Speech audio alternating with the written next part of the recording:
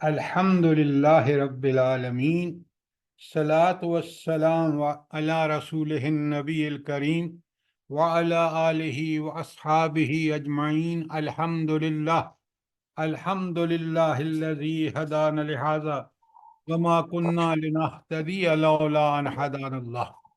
رب اشرح لی صدری ویسر لی امری واحلل عقدۃ من لسانی یفقہوا قولی، آمین یا رب العالمین۔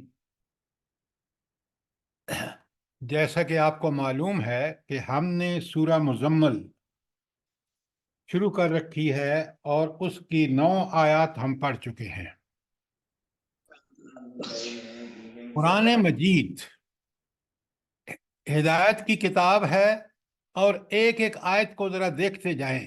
جتنا ہم نے ابھی تک قرآن پڑھا اور سمجھا ہے، آپ کو نظر آئے گا کہ ہدایت کا پہلو اتنا غالب اور اتنا کھلا ہوا ہے کہ پڑھنے والا اگر آرام سے غور سے سمجھ کے پڑھے تو اس پہ عمل کرنے کے بعد اس کی زندگی بدل جائے گی۔ لیکن اگر نہ اس کو پڑھے گا نہ سمجھے گا، یا پڑھے گا تو سمجھے گا نہیں، اس پر عمل نہیں کرے گا، تو اس کے فیوز و برکات سے ہمیشہ محروم رہے گا، اور اس کی دنیا بھی خراب اور آخرت میں بھی اس کا انجام اچھا نہیں ہوگا۔ یہ بات بڑی کلیئر ہے۔ اب ذرا آج آپ دیکھیں، سب سے پہلے اسی سورہ مزمل کی جو پہلی آیت ہے، اللہ رب العالمین نے اپنے نبی صلی اللہ علیہ وآلہ وسلم کو انتہائی پیارے انداز میں خطاب فرمایا، اور فرمایا کہ یہ جو آپ رات کو اٹھ کے تہجد پڑھا کریں۔ پھر جو تہجد کی فیوز و برکات بتائی ہیں کہ آپ کے ذمے جو، اور وہ ہیں اس کے قرآن، ایک تو تہجد، اور تہجد میں جو قرآن پڑھا جائے اس قرآن کو بڑا اطمینان سے ٹھہر ٹھہر کے سمجھ کے پڑھیں، تو اس سے وہ جو کام آپ کے ذمے کیا جا رہا ہے مشکل ترین کام ہے، اور وہ مشکل ترین قولاً ثقیلہ کیا ہے؟ بتا دیا صاف صاف کہ اس دین کی دعوت کو پیش کرنا ایک بڑا مشکل کام ہے، اور پھر اس دین کو نہ صرف یہ کام مشکل ہے بلکہ اس سے کرنے کے لیے جو آسانیاں پیدا ہو سکتی ہیں وہ اللہ سے تعلق، دل کی مضبوطی، استقامت، اور وہ آئے گی قرآن ساری فرض نمازوں کے ساتھ تہجد میں قرآن، اور نمازوں میں جو قرآن پڑھا جا رہا ہو اس کو آرام سے ٹھہر ٹھہر کے سمجھ کے پڑھیں، اس پہ عمل کریں، انشاءاللہ یہ مشکل ترین کام آسان ہو جائے گا۔ اور آپ دیکھ لیں کہ حضور نبی کریم صلی اللہ علیہ وآلہ وسلم نے 13 سال مکے میں ایک ایسی ٹیم تیار ہو گئی، اور رب نے کتنی آسانیاں پیدا فرمائیں مشکلات کے علاوہ، وہ مشکلات اللہ نے آسان کر دی، اور 14ویں سال اسلامی حکومت مدینے میں قائم ہو گئی۔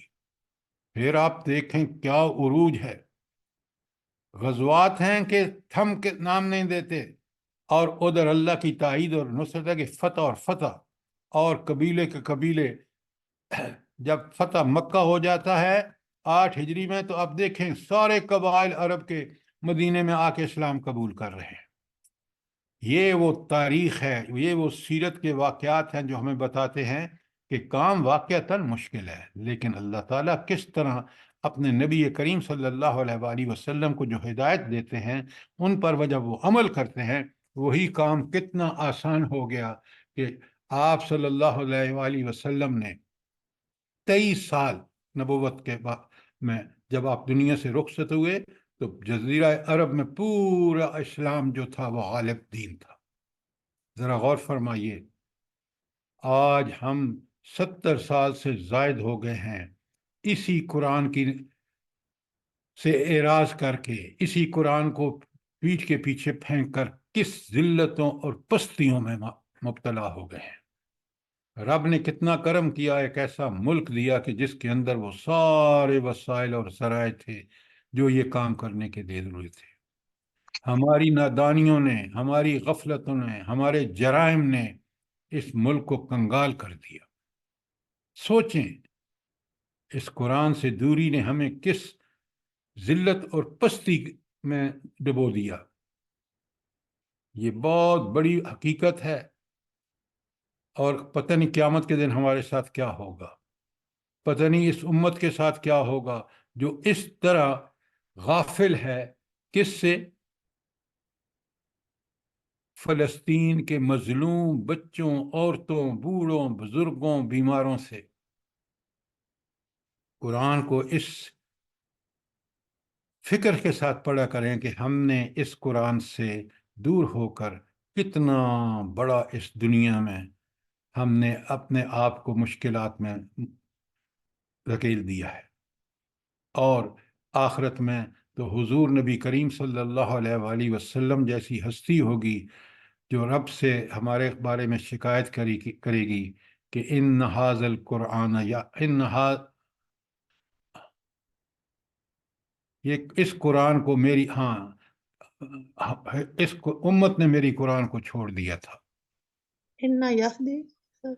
نہیں انکم اتخذوا اتخذوا ھذا القرآن مہجورا.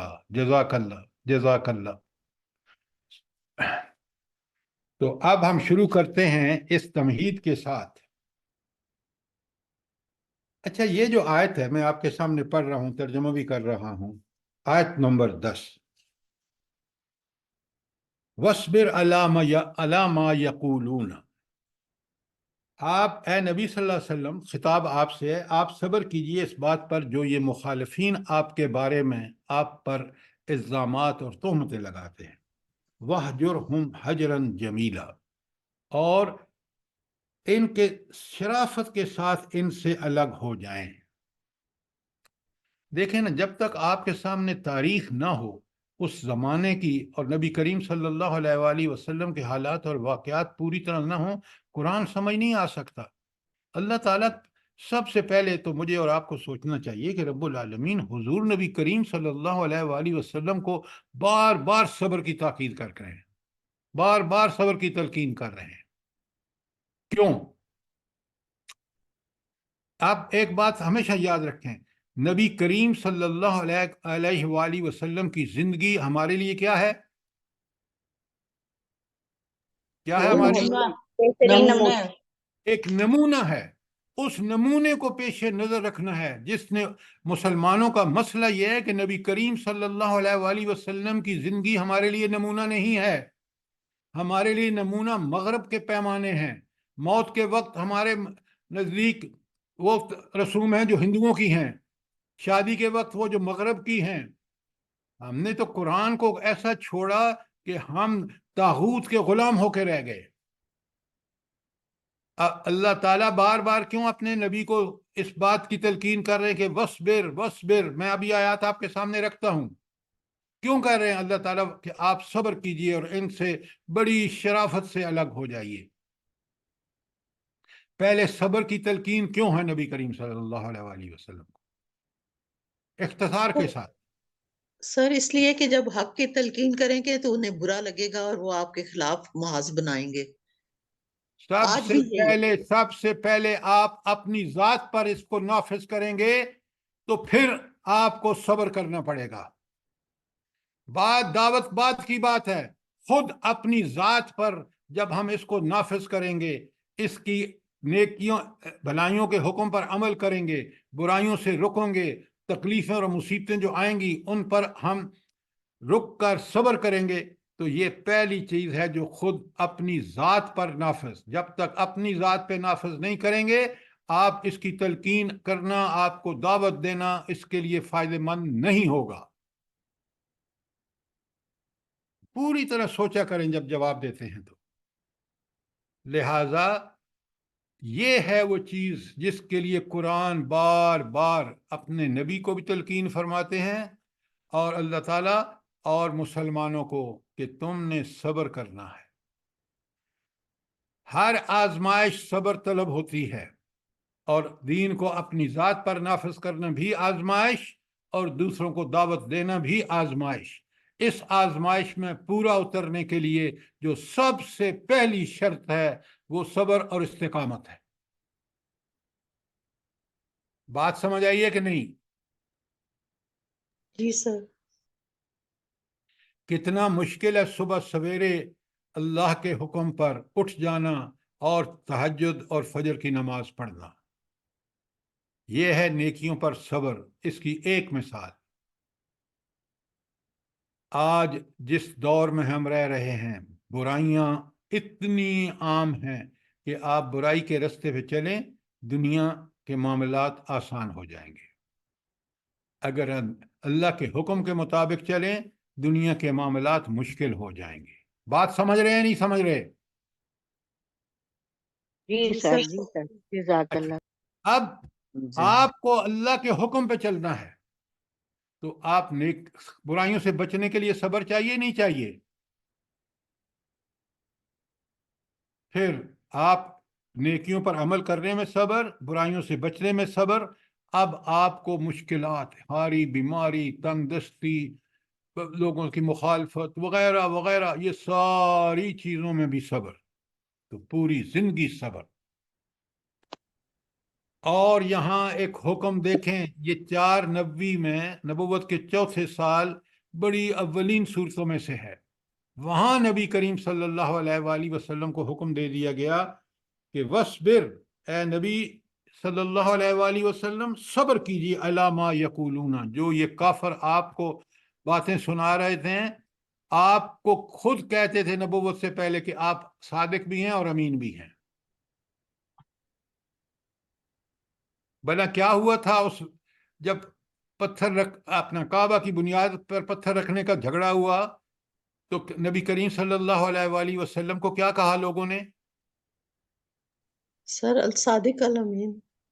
انہوں نے کہا، جب فیصلہ ہوا کہ وہ آپس میں ان کی تلواریں نکل آئی تھی، لیکن ایک آدمی نے ان کو رائے دی کہ دیکھو تم ایک کام کرو، کل جو بندہ دروازے سے اس حرم کے اس دروازے سے آئے اس کو بنا لو اپنا فیصلہ کرنے والا. اور تو وہ سب جو تھے اس پہ اگری کر گئے. اگلے روز صبح اس دروازے سے پہلا آنے والا شخص محمد رسول اللہ صلی اللہ علیہ وسلم تھے. سب نے با یک زبان کہا کہ آپ بالکل عدل کریں گے. آپ نے عدل کیا. واقعہ میں تفصیل میں نہیں جاتا، وقت کی کمی ہے، پڑھیں آپ اس کو. یہ کب ہے؟ جب آپ نبوت کا دعویٰ نہیں کیا. یوں ہی آپ نے نبوت کا دعویٰ کیا اور ان سے کہا اللہ کے ایک رب العالمین کی طرف توحید کی دعوت دی، بگڑ گئے. کیوں؟ اب ان کے خداؤں، ان کے بتوں کے بارے میں اللہ تعالیٰ کی طرف سے وعیدیں آ رہی تھی اور اسی نبی کے خلاف ایسی حرکتیں کیں کہ اسی نبی کو کاہن، جادوگر، پتہ نہیں کیا کیا نہیں کہا. نعوذ باللہ. یہ ہے کہ وَاصْبِرْ عَلَىٰ مَا يَقُولُونَ کی تشریح.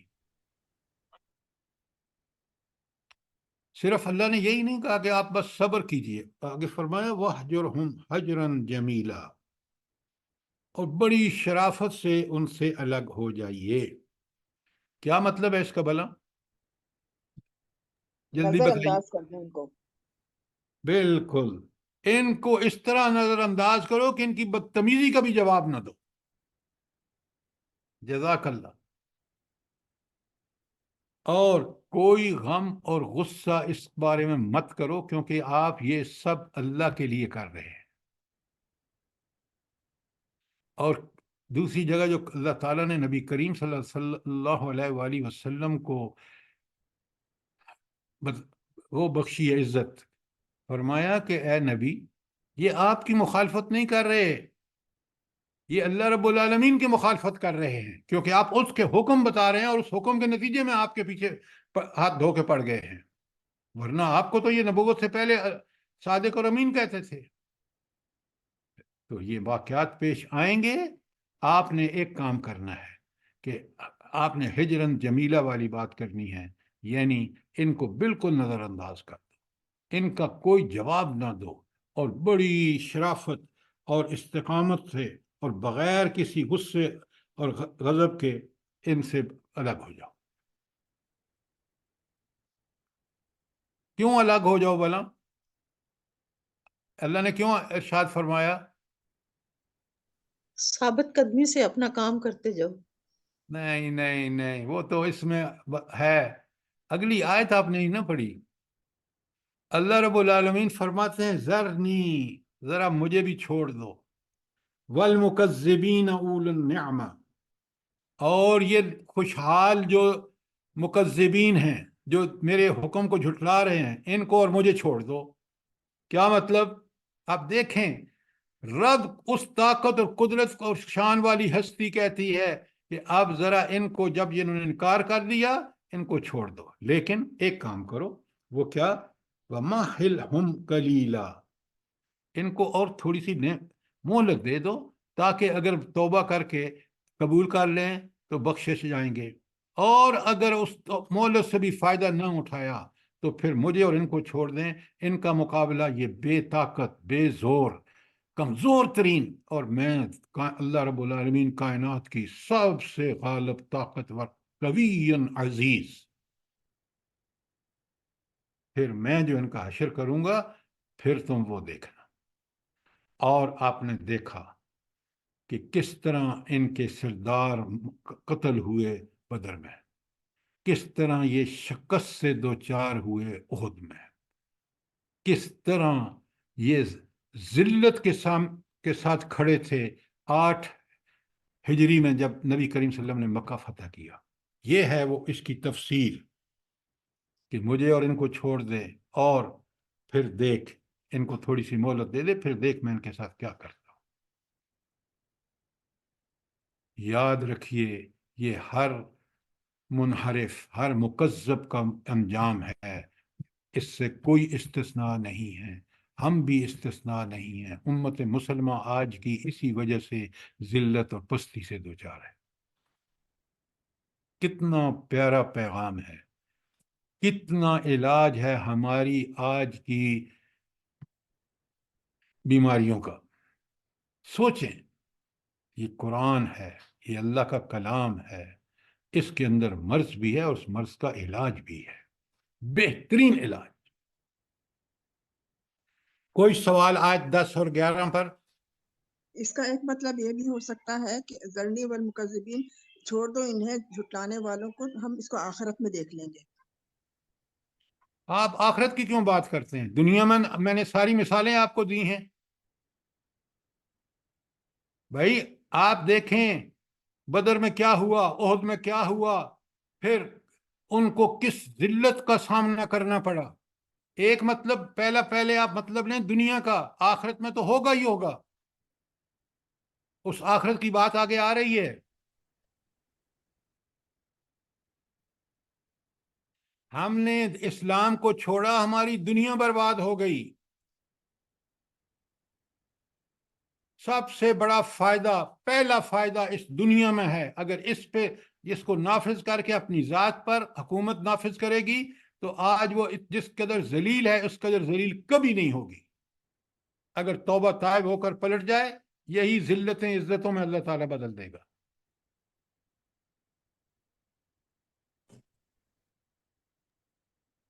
سر اس کو ذرا اس کی وضاحت کر دیں۔ ماہل ہم کلیلہ، ماہل ہم کا مطلب ہے ان کو مہلت دے دیں، کلیلہ میں نے تھوڑی سی۔ اللہ کے ہاں تھوڑی مہلت کیا تھی؟ وہ جو مکے کے 13 سال تھے، پھر مدینے میں تھے، انہوں نے جو حرکتیں کی بدر میں، احد میں، کافروں نے، پھر اس کے بعد جو اللہ نے اس مہلت کے ختم ہونے پر ان کا ستیہ ناش کیا، وہ بھی ہمارے سامنے ہے۔ یہ ہے ماہل ہم کلیلہ کا مطلب۔ جزاک اللہ سر۔ اب آخرت کا جو آپ ذکر کر رہے تھے نا، اب ذرا سنیں، اللہ تعالیٰ فرماتے ہیں یہ تو معاملہ ہوگا نا دنیا میں، آخرت میں کیا ہوگا؟ ان لدینا انکالا و جحیما، ہمارے پاس ان کے لیے بھاری بیڑیاں ہیں اور بھڑکتی ہوئی آگ ہے۔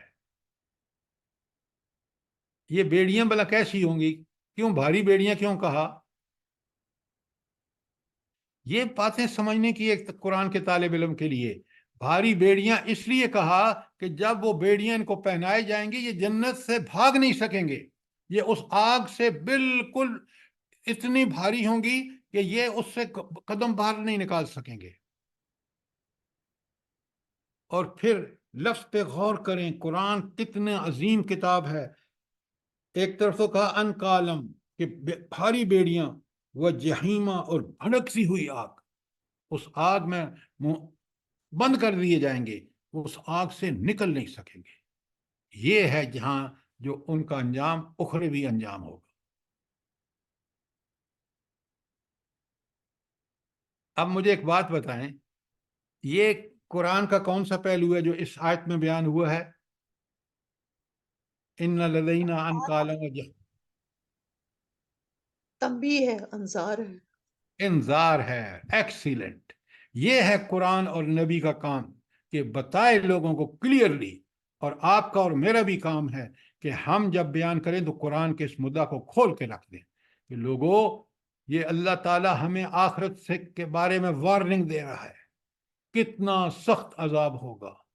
اس لیے آ جاؤ واپس، توبہ طائب کر کے عمل کر لو۔ جب عمل کرو گے اخلاص کے ساتھ تو تمہارے لیے بشارت ہے۔ یہ نبی بھی نذیر اور بشیر ہے، قرآن بھی بشیر اور نذیر ہے، اور دائی کو یہ پہلو سامنے رکھنا چاہیے جب وہ لوگوں کو قرآن کی طرف دعوت دے۔ قبول کرو گے، صحابہ اور صحابیات کی طرح عمل کرو گے، دنیا میں بھی عزت ہے اور آخرت میں جنت۔ اور انذار یہ ہے کہ اگر اس سے تم نے منہ موڑا، اگر تم نے اس کو ریجیکٹ کیا، تو پھر تمہاری دنیا بھی ذلیل، ذلت والی، اور آخرت جہنم۔ آج ذلت ہم اپنی آنکھوں سے دیکھ رہے ہیں امت مسلمہ کی، پھر بھی ہمیں ہوش نہ آئے، تو پھر اللہ کی کتاب تو بے حد سچی ہے، ایبسولوٹ ٹروتھ ہے، غلط ہم ہیں۔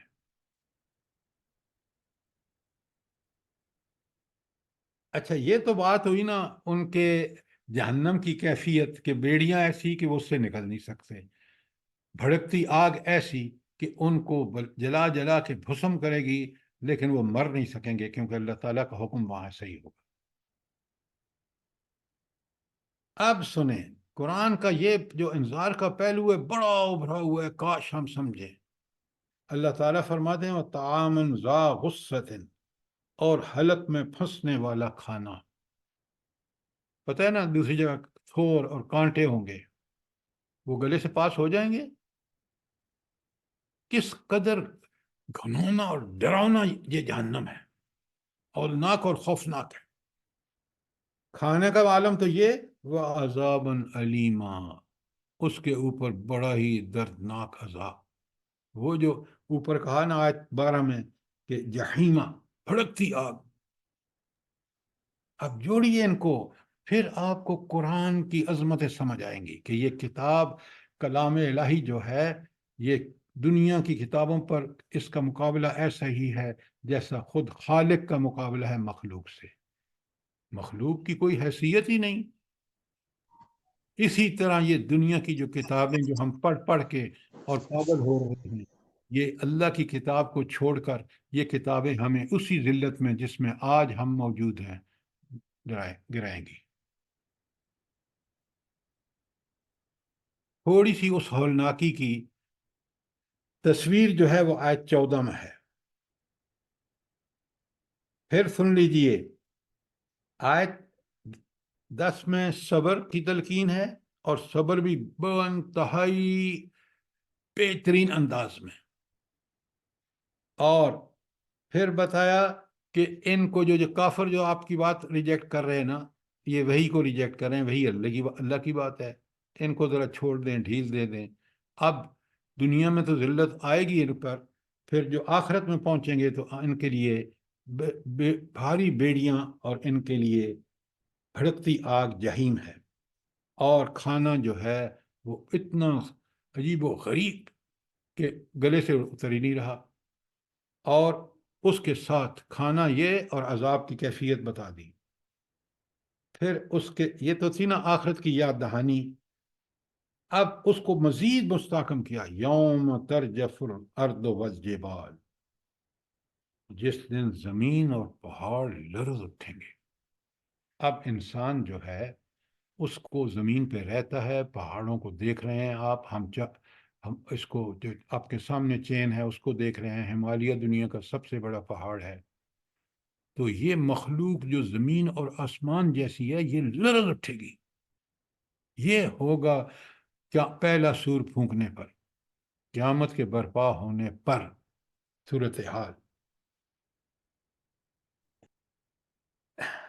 اچھا، اب سب سے پہلے میں نے کچھ آیتیں آپ کو بس لکھوانی ہیں، ان پہ غور کریں. سب سے پہلے تو آپ آیت نمبر 10 کے بارے میں، جہاں اللہ تعالیٰ نے صبر کی بات کی ہے، پہلی آیت لکھیں سورہ طٰہٰ کی آیت 130. 5 ساتھ لکھیں، 590 کو نازل ہوئی ہے. یہ بھی بڑی اوائل. سر 130 ہے یا 103؟ 130 130 طٰہٰ. سنیں بڑے غور سے، بالکل وہی حکم، فَاصْبِرْ عَلَىٰ مَا يَقُولُونَ. صبر کرو جو کچھ یہ کافر آپ کے خلاف بکتے ہیں. وہ سبح بحمد ربک، اور تسبیح بیان کر اپنے رب کی، قبل طلوع الشمس سے، سورج طلوع ہونے سے پہلے، وقبل غروبها، اور غروب ہونے سے پہلے. کون سی دو نمازیں آ گئیں؟ قبل طلوع الشمس صبح کی، وقبل غروبها، اور اس کے غروب ہونے سے پہلے عصر کی نماز. ومن آناء اللیل، اور پھر رات کے اوقات میں بھی تسبیح کرو، تہجد. واطراف النہار، اور دن کے کناروں پر بھی. کب کیوں کرو؟ لعلک ترضی، تاکہ تمہارا رب جو ہے وہ تم سے راضی ہو جائے. 5 نمازوں کا ذکر، تہجد کا بھی ذکر.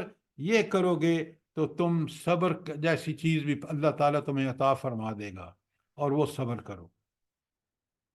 کیسی ہے آیت 130؟ بالکل حسب حال.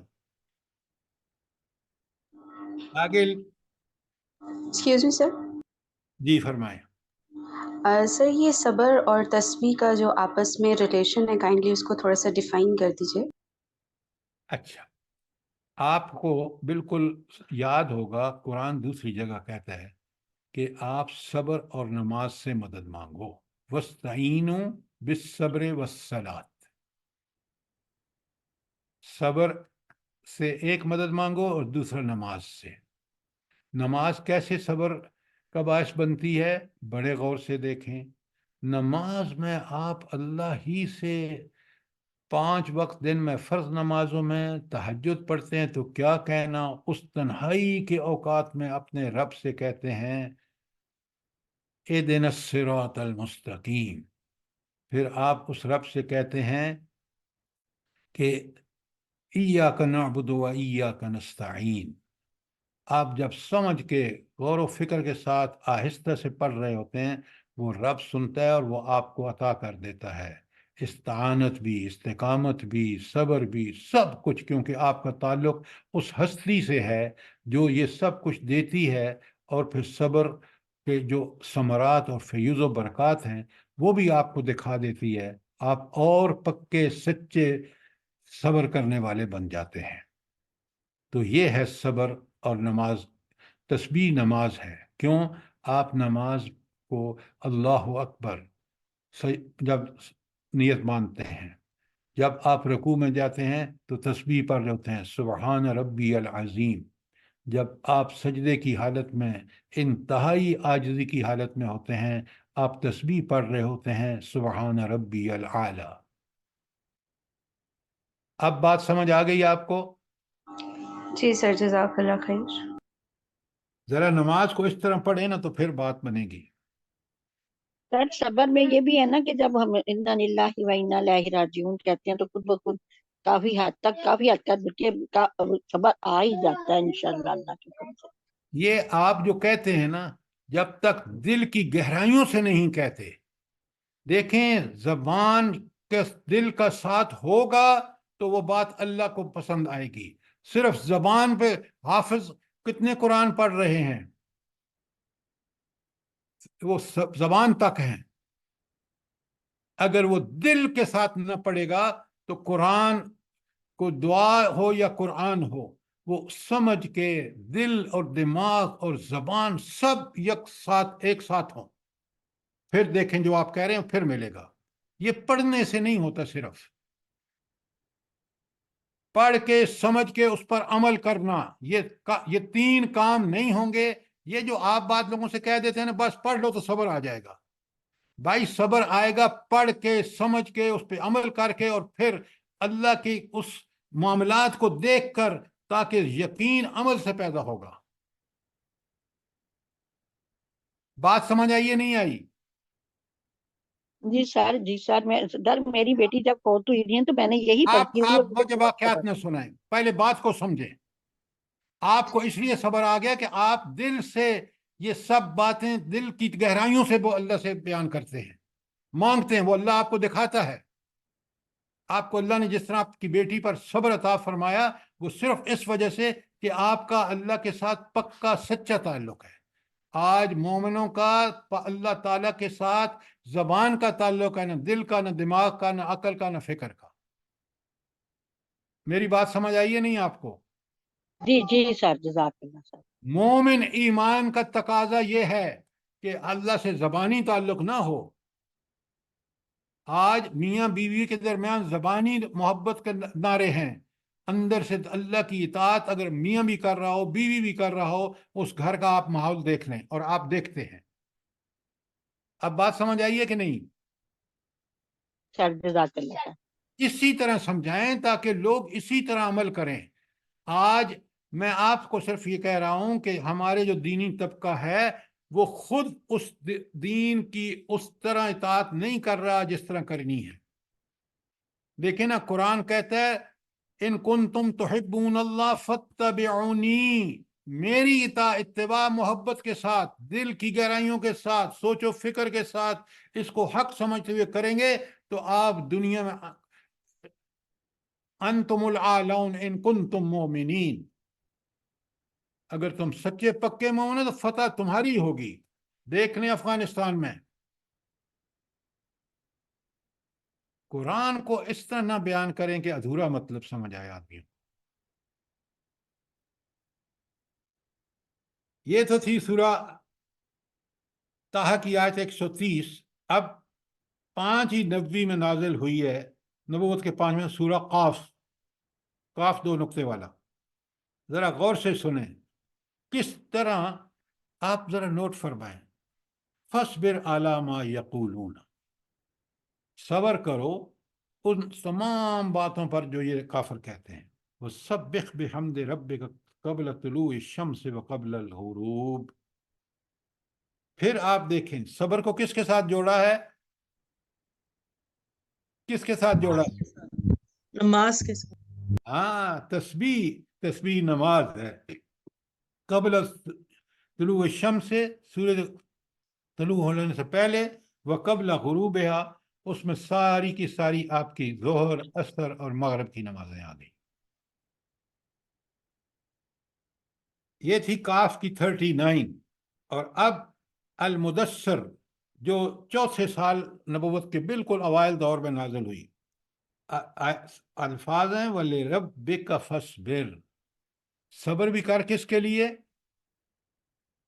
لِرَبِّكَ، اپنے، وہ جو تمہیں پالتا ہے، وہ جو تمہارا حاکم ہے۔ رب کے سارے معنی سامنے رکھ کے پھر اس 2 الفاظ وَلِرَبِّكَ فَاصْبِرْ، بڑا لمبی چوڑی اس کی تشریح ہے۔ سورہ مومن کی آیت 55، سر مدثر کی کون سی تھی؟ نمبر 7، آیت نمبر 7۔ سورہ مومن کی آیت 55، فَاصْبِرْ، دیکھیں سارا امریہ صیغہ ہے۔ ہر آیت ابھی تک جو میں نے آپ کو بتائی ہیں، سورہ طٰہٰ کی 130، قاف کی 39، اور المدثر کی 7، اور المومن جو اب میں پڑھ رہا ہوں، فَاصْبِرْ، ایک ہی صیغہ حکم کا۔ اے نبی کریم صلی اللہ علیہ وسلم صبر کیجئے، ان وعد اللہ حق، اللہ کے وعدے ہی حق ہیں، شیطان کے وعدے دھوکے، دنیا کے وعدے جو ہیں وہ ان پر پورا کرنے کے ان میں طاقت ہی نہیں. یہ صرف رب العالمین ہے جس کے وعدے سچے ہیں، خزانے اس کے پاس، پورے کرنے میں اس کو کوئی زحمت نہیں کرنی پڑتی. حکم دیتا ہے تو وہ ہو جاتا ہے، کن کہتا ہے تو فیکون وہ ہو جاتا ہے. ذرا اللہ کی قدرتوں کو دیکھیں، پھر آپ ان کو جب پڑھیں گے تو مزہ آ جائے گا. ان وعد اللہ حقا، اللہ کا وعدہ سچا ہے. واستغفر لذنبک، اور اپنے گناہوں کی معافی مانگیے. نبی کریم صلی اللہ علیہ وآلہ وسلم تو گناہ کرتے ہی نہیں تھے، اللہ تعالیٰ کی ان کو حفاظت میسر تھی. یہ ہمارے لیے ہے، امت کے لیے ہے کہ آپ گناہوں کی اللہ سے معافی مانگیے. وسبح بحمد ربک، اور تسبیح کیجئے حمد کے ساتھ. تسبیح کیجئے حمد کے ساتھ. تسبیح کا بتائیے کیا الفاظ ہیں تسبیح کے، جلدی بتائیں. سبحان اللہ و بحمدہ، سبحان بحمدہ اللہ. سبحان اللہ. آپ پہلے میں نے صرف تسبیح کا ہے، وہ ہے سبحان اللہ. بحمدہ حمد ہے، سبحان اللہ. سبحان اللہ یہ تسبیح ہے. اور سبحان اللہ بحمدہ یہ حمد ہے، بحمدہ حمد ہے. رب کا، اپنے رب کی صبح اور شام تسبیح اور حمد کر. بالعشی والابکار، صبح اور شام. کتنی کمال کی باتیں ہیں. صبر کے ساتھ اس کا یقین کہ اللہ کا وعدہ سچا ہے. صبر کے ساتھ مغفرت مانگے، اپنے گناہوں کی معافی مانگے، اور صبر کے ساتھ تسبیح بیان کرے. اور کب کرے؟ صبح بھی اور شام بھی، ہر وقت. یہ تھی مومن کی 55. اور اب سورہ جن آپ پڑھ کے آئے ہیں، اس سے پیچھے جن ہے، اور وہ بھی 490 کو نازل ہوئی ہے. فَاصْبِرْ صَبْرًا جَمِيلًا، صبر کر بہت خوبصورت اور شائستہ صبر. یہ جو صبرً جمیلہ ہے، اس کی کہاں ہم نے تشریح پڑھی ہے؟ ابھی جو آیات پڑھ چکے ہیں اس میں پڑھ چکے ہیں. جی سورہ یوسف. نہیں، جو پڑھ چکے ہیں ابھی پڑھی ہیں. پلیز غور کیا کریں، بڑا مزہ آتا ہے کہ یہ جو صبرن کہا ہے جمیلہ، یہ بالکل آپ نے پڑھ لیا ہے ابھی سورہ مزمل کی 10 میں. وَهَجُرْهُمْ حَجْرًا جَمِيلًا، ان سے بڑی خوبصورتی سے الگ ہو جائیے. اور یہاں کہا کہ صبرن جمیلہ، وہ بالکل وہی چیز ہے. اور آخری آیت لکھیے سورہ نحل، جو قرآن میں 16 نمبر پر ہے، اور اس کی 127 آیت 127 آیت. اور جن کی کون سی آیت ہے؟ جن کی ہے جناب 5 نمبر آیت.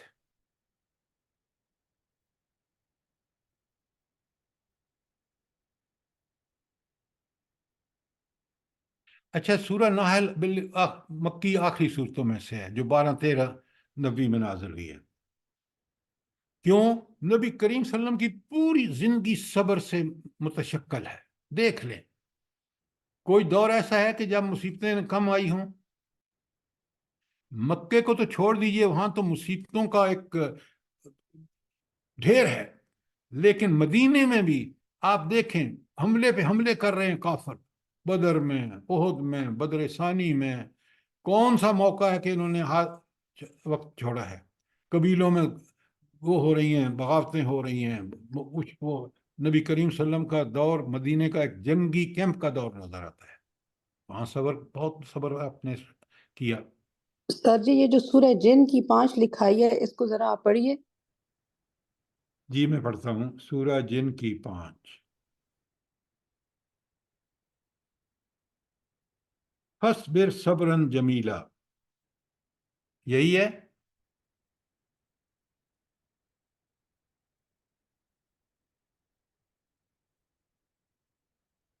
نہیں سر جی، یہ نہیں ہے.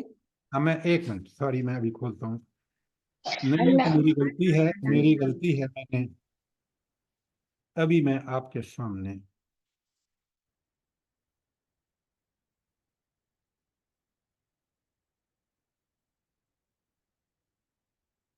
بالکل آپ ٹھیک کہہ رہے ہیں، میرے سامنے سورت کھلی ہوئی ہے، یہ کوئی اور صورت کا ہے جو میں نے غلط اس کا نمبر لکھا ہے. I am sir sorry. یہ سورہ معارج ہے. جزاک اللہ سر. سورہ معارج 70 نمبر پر ہے، اس کی 5 ہی ہے سر. سورہ معارج کی کون سی ہے؟ غالباً 5 ہے، مجھے وہ میں چیک کرتا ہوں. سر 5 ہی ہے. سر 5 المعارج ہی. لکھیں جی، الجن کی بجائے سورہ المعارج. میڈم آپ، اللہ آپ کو جزائے خیر دے. سر آپ کا بہت بہت شکریہ. اب آپ مجھے بتائیں، میں اور آپ ان ساری آیت جو میں نے آپ کے سامنے رکھی ہیں، سورہ طٰ کی 130، کاف کی 39، مدثر کی 7، مومن کی 55، المعارج کی 5 اور نحل کی 127، اگر ہم سمجھ کے پڑھیں، قرآن پر غور و فکر کریں، دل و دماغ پر اس کیفیات کو طاری کریں، تو ہم کتنے صبر والے بن جائیں گے.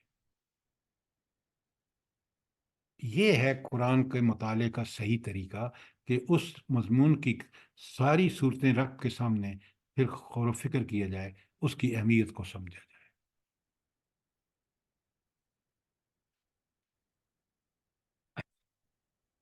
یہ تو تھا صبر کے بارے میں نبی کریم صلی اللہ علیہ وآلہ وسلم کے لیے احکامات، اور اس صبر کو کے حصول کے لیے طریقے سارے ہم نے پڑھ بھی لیے، سمجھ بھی لیے. اب ہم اپنے آپ کو ان کا کیسے پابند بنائیں، وہ میں نے اور آپ نے اس بات کا فیصلہ کرنا ہے، اور اللہ تعالی ہمیں اس کی توفیق عطا فرمائے. آمین سر، ثم آمین. اچھا، اب ذرا صبر ایک کم، اس پہ بہت لکھا گیا ہے، صبر اور شکر پر. آپ دیکھیں نا تو تفاسیر بھی بھری پڑی ہیں، الگ کتابیں ہیں، لیکن اس میں جو کمال کیا ہے نا، وہ ابن القیم نے کیا ہے. انہوں نے جس طرح اس کو سمجھایا ہے نا، اس کا جواب دیجیے. صبر کی کل 3 اقسام ہیں، جس میں ہر کام، ان 3 اقسام میں، 3 قسموں میں، صبر کی ہر کیفیت آپ اسی 3 میں سے کسی کے اندر آتی ہے. لکھ لیں نمبر 1، صبر علی الطاعات. طاعات کیا ہے؟ اللہ اور اس کے رسول کی اطاعت میں جو کام ہیں، حکم ہیں، ان پر صبر کرنا صبر علی الطاعات ہے. اللہ تعالیٰ کے احکامات پر عمل کرنا، یہ صبر علی الطاعات ہے. دوسرا ہے، 3 میں نے بتائی نا، پہلی، دوسری، صبر علی المعاصی، نافرمانیوں پر صبر. اللہ کے حکم کو بجا لانے پر صبر پہلا، اور دوسرا اللہ کی نافرمانیوں سے بچنے پر صبر کرنا. کوئی مثال دیں بلا. وہ اس کی اطاعت کی سب مثال ہے، صبح کے وقت اٹھ کے تہجد اور نماز فجر پڑھنا، اور عن المعاصی کی جلدی سے دیجیے. سر رشوت لینا چھوڑ دیتا ہے. ہاں، برائیوں کو چھوڑ دے. خاص کر جس طرح آپ نے کہا، رشوت بڑی اٹریکشن ہے، کہ اتنا رشوت ملے گی، اس سے یہ بچوں کا محال ہوگا، یہ میرا گھر سدھر جائے گا، فلاں گاڑی لے لوں گا، پتہ نہیں کیا کیا شیطان ٹیمپٹیشن دیتا ہے. اور جب یہ بندہ کرتا ہے تو معاشرہ بالکل پاکستان کا معاشرہ ہوتا ہے. دیکھ لیں آپ، زندگی اجیرن. روز اٹھتے ہیں تو ایک نئی خبر ملتی ہے کہ اتنی مہنگائی ہو گئی ہے، اتنے قتل ہو گئے ہیں، اتنا یہ ہو گیا ہے. آخری بات، صبر علی المصائب، مصیبتوں پر صبر کرنا. اب آپ کوئی مشکل دیکھ لیں، ان تینوں میں سے کسی ایک میں آئے گی. صبر علی المصائب، تو ان کو اچھی طرح سمجھ لیں اور یاد کر لیں سمجھ کے، کہ ایک ہے صبر اللہ تعالیٰ کے حکم کو بجا لانے میں، اس کو کہتے ہیں صبر علی الطاعات. دوسرا ہے صبر عن المعاصی، نافرمانیوں پر رکنے میں صبر کرنا. اور تیسرا ہے مصیبتیں. مصیبتیں مالی بھی ہو سکتی ہیں، جانی بھی ہو سکتی ہیں. جانی میں بیماریاں ہو سکتی ہیں، مالی میں غربت ہو سکتی ہے، اور غربت سے زیادہ جب اللہ رزق کھول کے دیتا ہے اس میں بھی بڑی آزمائش ہے کہ انسان اللہ تعالیٰ کے اور بندوں کے حقوق ادا کرتا ہے یا نہیں. سر کوئی جی وہ سوال؟ ایک جی سر جی جی یہ پوچھنا تھا کہ ان سب کے ساتھ ہی آئے گا یا الہ آئے گا؟ میں انل نے معاصی. اور الطاعات اللہ این سے اچھا ٹھیک ہو گیا. جی سر. مجھے یہ بہت اچھا لگا کہ اور ساری جو ہے نا وہ تقسیم صبر کس کس میں چاہیے.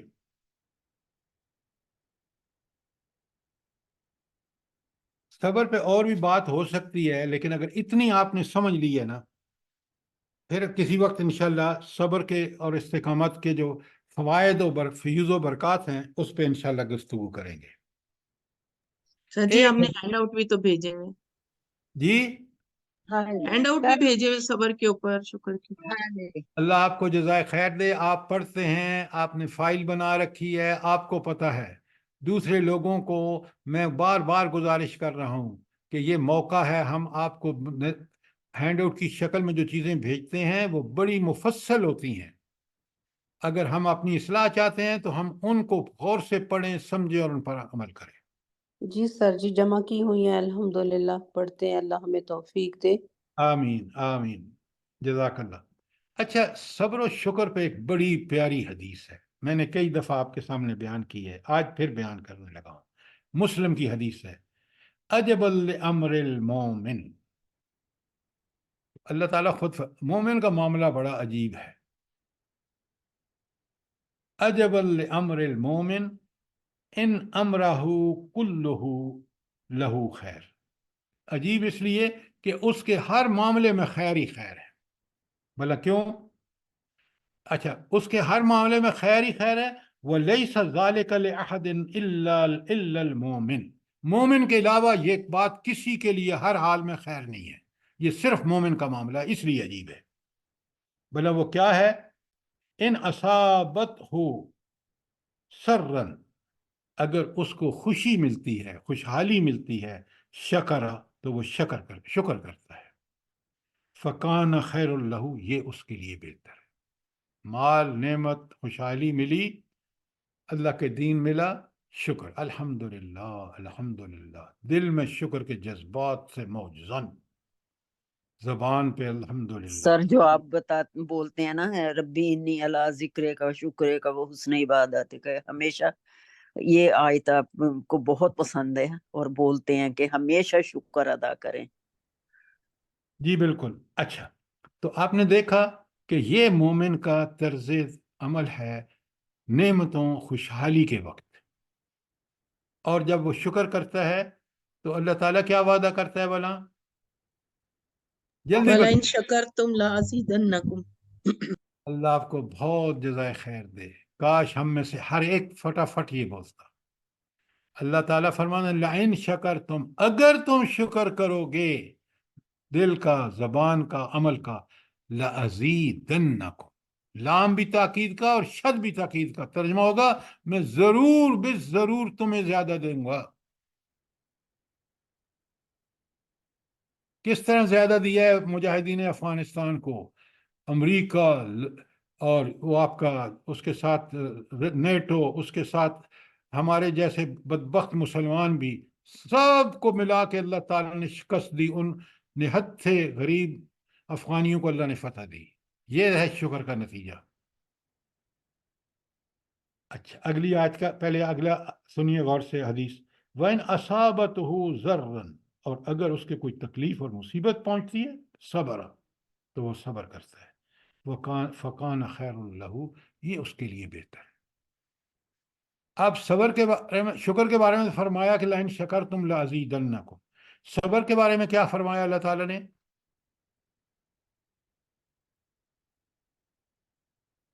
فَإِن كَفَرْتُمْ إِنَّ عَذَابِي لَشَدِيدٌ.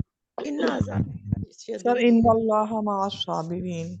ویری گڈ شازیہ صاحب، آپ نے بالکل ٹھیک کہا، ان اللہ مع الصابرین. وہ بات جو ان کفرتم وہ اور بات ہے، وہ ناشکری کی بات ہے. کیا بات کر رہے ہیں آپ؟ قرآن کو سمجھ کے کوٹ کیا کریں. ان اللہ مع الصابرین، اللہ صبر کرنے والوں کے ساتھ ہے. جس کے ساتھ اللہ ہے اس کو کوئی شکست دے سکتا ہے؟ بتائیں مجھے. وعلیکم السلام. آئیے تشریف. اچھا، آپ سمجھ رہے ہیں میری بات؟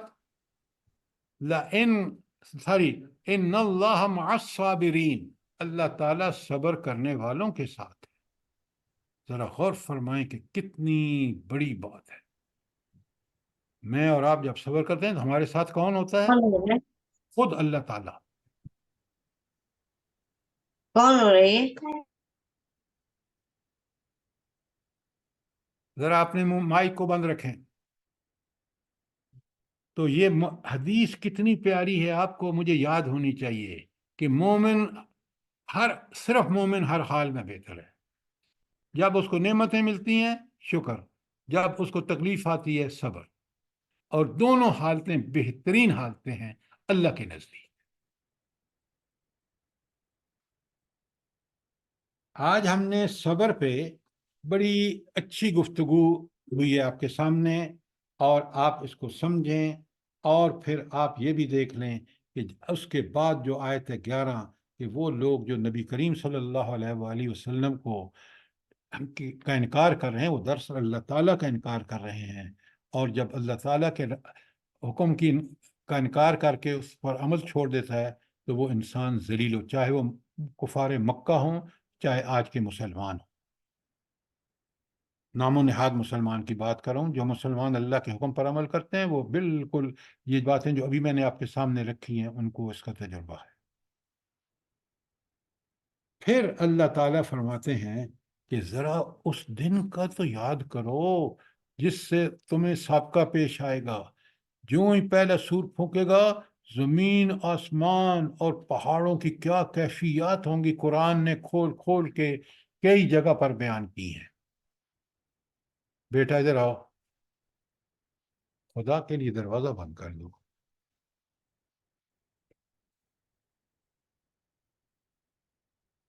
جی، تو یہ جو بات ہے کہ زمین اور پہاڑوں کا کیا حال ہوگا، اس کی کچھ کیفیات جو ہیں وہ میں آپ کے سامنے رکھتا ہوں تاکہ آپ لوگ سمجھیں کہ یہ باتیں ایسی زبانی کلامی نہیں ہیں. رب العالمین نے کس طرح یہ زمین جو اتنی آپ کو نظر آتی ہے کہ انسانوں کے لیے کس قدر مفید اور نفع بخش ہے، ہمارے جسم کی ساری ضروریات، حیوانوں کی، انسانوں کی، پانی مجھے بھی دے دو، پوری کر رہی ہے. اس کا حال کیا ہوگا قیامت کے دن؟ ذرا ہولناک صورتحال دیکھیے. کلا پلیز، آپ کے مائک کھلا ہوا ہے اور آپ کی باتیں آن ایئر جا رہی ہیں. پیچھے آؤ، واش روم نہیں جانا؟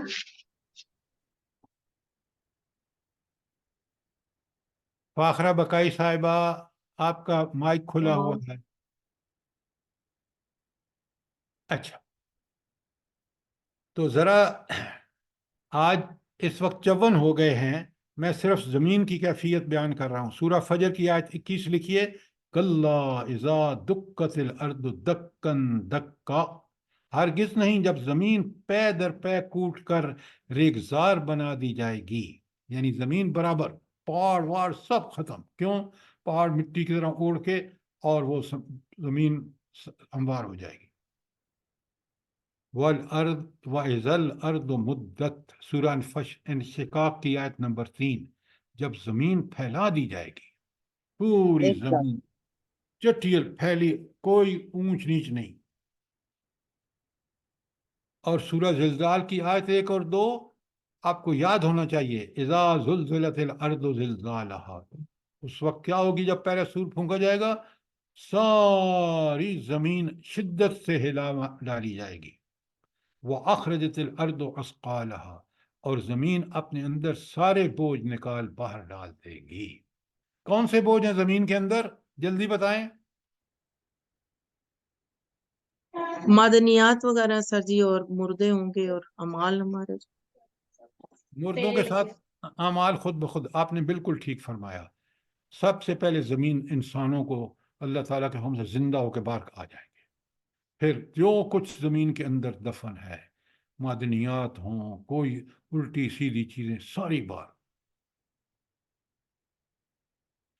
पता है उस वक्त इंसान हैरत में क्या कहेगा? कुरान दूसरे वकाल अल इंसान मा लहा, इंसान कहेगा इस ज़मीन को हो क्या गया है, ये तो इतने अच्छे फल उगाती थी, पौधे उगाती थी, इंसानों और हैवानों के लिए सारी चीज़ें इससे उगती थी, अब ये कर क्या रही है? लेकिन अल्लाह का हुक्म है उसके तहत कर रही है। ये आखिरत की याद दहानी इंसान को, क़यामत का बर्पा होना, हमें कांप जाना चाहिए हमें कि ये वक्त आने वाला है। तैयारी की है हमने? ये तो है ना ज़मीन का हाल। आसमानों का अल्लाह ताला फरमाते हैं, सूरत तकवीर की आयत 3 लिखिए। तकवीर के 3, इज़ल जिबाल सुय्यरत, ये भारी भरकम पहाड़ चल रहे हैं, चलाए जा रहे हैं, किसके हुक्म से? अल्लाह के हुक्म से। फिर अल्लाह ताला फरमाते हैं सूरह मारिज की आयत 9 में, वत्तकूनुल जिबालु कल अहन, और ये पहाड़ रंग बरंग की धुनकी हुई ऊन जैसे हो जाएंगे। सोचें जरा, इंसान अपने आप को उस माहौल में रख के कि ये पहाड़, ये मरगला का, इसकी हशर क्या होगा, मैं देखूंगा उस वक्त इस हाल में तो मेरे ऊपर क्या कैफियत होगी। फिर फरमाया वतकूनुल जिबालु कल अहनिल मनफूश, और पहाड़ रंग बरंग की धुनकी हुई ऊन की तरह होंगे। तो आपने देखा कि कुरान ने दूसरी जगह पर किस तरह इस बात को खोल के बयान किया है कि पहाड़ों और जमीन का क्या हाल होगा जब क़यामत बर्बाद होगी, तो किस कदर हौलनाक सूरत हाल होगी। अब ये थी आपकी सूरत नंबर 14 जो मैंने आपके सामने खोली है, ज़मीन और आसमान के हालात, और इंशाअल्लाह 15 और 16 कल करेंगे। लेकिन आप मेहरबानी करके पढ़ के आया करें ताकि आपको बात बड़ी खुल के समझ आए, और फिर उस समझ के नतीजे में जब हमारा दिल और दिमाग अल्लाह के सामने इन हक़ाइक़ की वजह से झुक जाएगा कि कितनी अजीम हस्ती है, वो किस तरह हमारे दिलों की बातों से आगाह है, और जिस चीज़ से वार्न कर रही है, जिससे का इंतज़ार हो रहा है, वो कितनी अहम बात है, हम उसी के पेश नज़र ज़िंदगी गुजारें। यही मोमिन और ईमान का तकाजा है। जज़ाकल्लाह खैर सर ये इंशिकाक से पहले वाली सूरत कौन सी थी, प्लीज बता दें। हाँ, मैं अभी बताता हूँ आपको। देखें, ज़मीन के बारे में मैंने आपको 3 आयत बताई हैं, अल फजर की 21, इंशिकाक की 3, और ज़िलज़ाल की 1-2। ये तो 3 थी ज़मीन के बारे में। आसमान के बारे में जो 3 बताई हैं, तकवीर की 3 है, मारिज की 9 है, और कारिया की 5 है। पहाड़ों के बारे में सर जी। सारी पहाड़ों के बारे में ये 3 है, तकवीर की 3, मारिज की 9, और कारिया की 5। ठीक हो गया? जी सर, जज़ाकल्लाह खैर, अल्लाह पाक खुश रखे आप। आमीन, अल्लाहुम्मा आमीन। अल्लाह हमें हिदायत से नवाजे। ये उसका कितना बड़ा करम है कि हम वो कलाम जो उसने हमारे लिए भेजा, हम उससे इस्तिफादा कर रहे हैं। अजायब। प्लीज खवातीन बैठिए। ठीक हो गया? जी सर जी जी, सर, जज़ाकल्लाह। अल्लाह हम सबको तौफीक दे पढ़ने की, समझने की, अमल करने की, और आमीन आमीन सलामत। आमीन।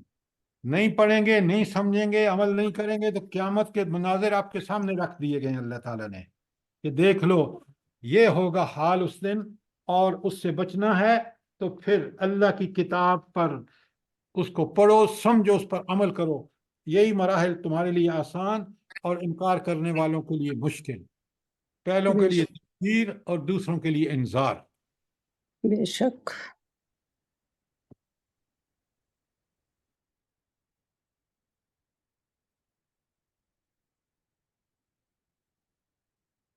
सर हम लोगों को अल्लाह पाक हदायत के रास्ते पे चलाए और समझने की और अमल करने की, और हम लोगों के औलादों को और तमाम दुनिया के मुसलमानों को परवरदिगार तौफीक दे।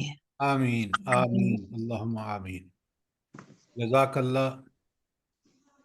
آپ فلسطین آپ خود بھی اور اس کی دعوت اپنے عزیز رشتہ داروں کو بھی دیں، جو سن سکتے ہیں وہ سنیں، تاکہ ہم اس سننے کے بعد اس پر کما حق کا ہوا عمل کر سکیں. ضرور انشاءاللہ سر. کوئی کمی بیشی رہ گئی ہو، کوئی چیز جو آپ کامنٹ کرنا چاہیں ضرور کریں. سبحان اللہ سر، آپ اتنا اچھا سمجھاتے ہیں کہ ہمیں تو دنیا کی ہوش ہی نہیں رہتی، ہم تو قرآن میں ہی کھو جاتے ہیں. جب بند کرتے ہیں تو پھر دنیا میں آتے ہیں کہ اب یہ کرنا ہے.